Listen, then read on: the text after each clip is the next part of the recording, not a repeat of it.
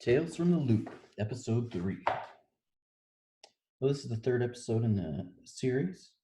I just watched it. The show is already kind of a slow drama type of show. This one was a little bit slower than the other two. It still surprised me because I couldn't predict what was going to happen with the story. It's not. I almost thought it was going to do like the Passengers movie where they find this device. So far, every episode seems to be with some sort of technological device gone wrong. And this one, it doesn't really have a twist at the end. It's more of a love story or a love heartbreak type of story. They find a device in the lake. I believe the girl finds it, and then she finds a power source that'll work for it to test it. And it appears to stop time, or I wouldn't say stop it, but it slows it down enough to where the cars are all appear to be frozen. Light still works, so I don't. That's why I don't think it exactly stops time, but it slows it down really very imperceptibly to everyone else except for the people it's the device affects. So they kind of have a little romance, and then this guy and this girl, they look like they're teenagers.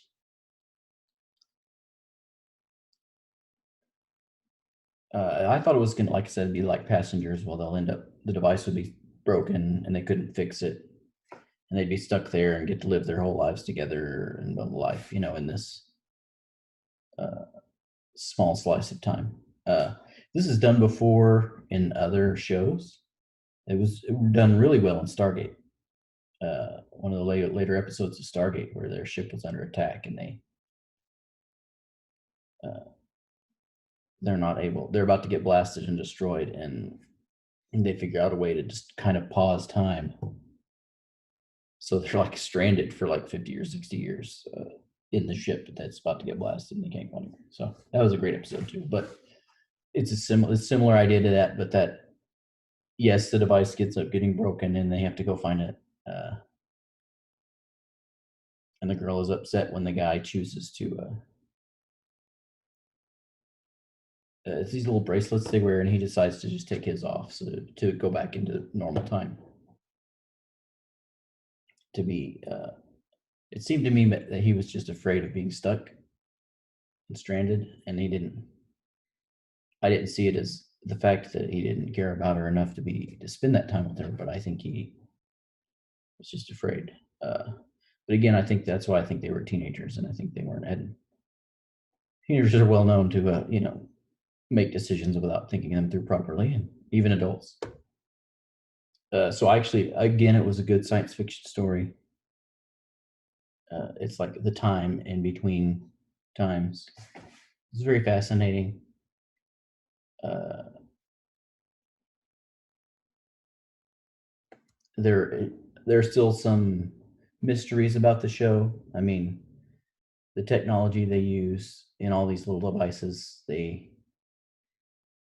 it almost looks like that they're backwards engineered alien technology, but that using 1960s or 70s technology to build it. Like they do look man-made, like something man would make.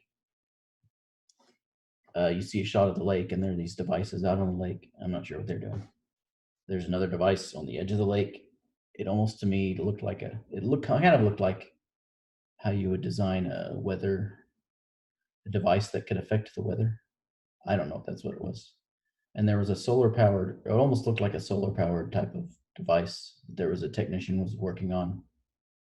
So in the show, these people have the ability to fix and work on some of these devices.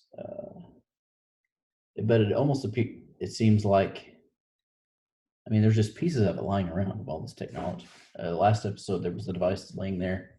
It's almost like there was a war with some sentient robots or aliens, or I still haven't figured that part out yet. But there were hints that the world is bigger than this small town in this episode that I don't remember seeing. There was a movie theater. There was a radio station, but the only thing you heard on the radio station was people talking about science, which I find fascinating because it was actually legit science. But there's a mural at the very end that's on the side of the wall that appears to be the celebration of man splitting the atom. I don't know if that's what it's really representing, but that's what it looks like. It has that whole works progress administration type of feel, like the really strong steel guy swinging a hammer to split an atom. That type of artwork is kind of fascinating. But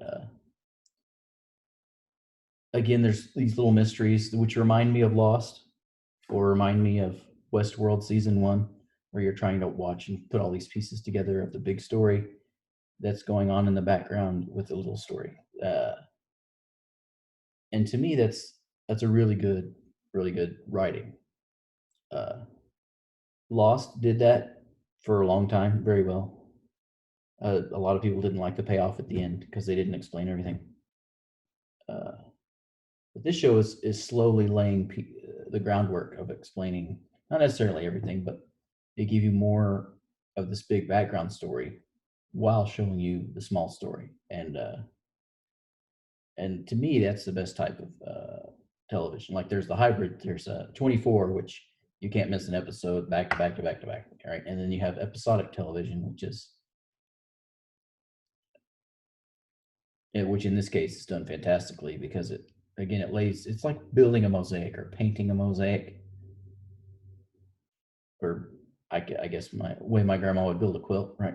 She gets lay out all these little patterns, and each little pattern tells a story, but then you weave them together into this master artwork.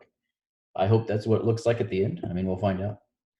But it's a really good show, well written. The characters are well written.